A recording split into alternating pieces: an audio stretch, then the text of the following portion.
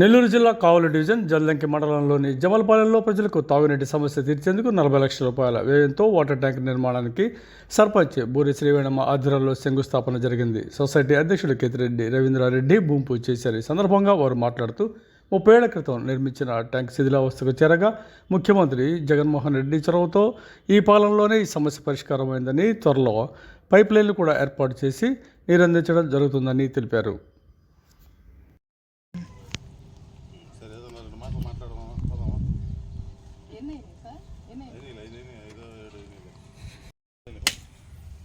మనలో అంతా కొడుతున్నా రమేష్ బాబు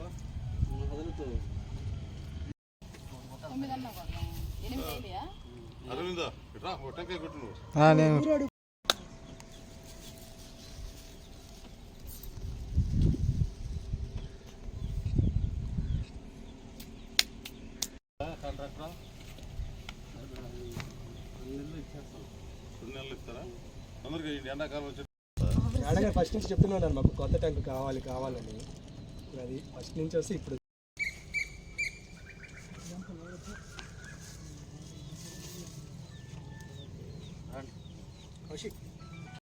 త్వరలో ఈ ట్యాంకు పూర్తయి ఇక్కడ నుంచి జమ్మలపాలెం గ్రామ ప్రజలకు మంచినీటిని సరఫరా చేసే భాగ్యాన్ని ఆ దేవుడు కల్పించవలసిందిగా దేవుని కోరుకుంటూ ఇంతటి అవకాశాన్ని మా గ్రామానికి కల్పించిన అధికారులకు, ప్రజాప్రతినిధులకు మరీ నమస్కారాలు తెలియజేసుకుంటున్నాను.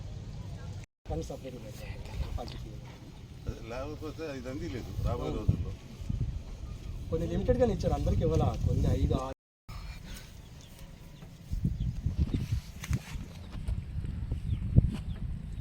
గట్టిగా కట్టండి.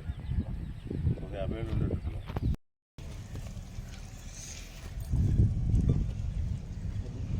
పర్లేదులే.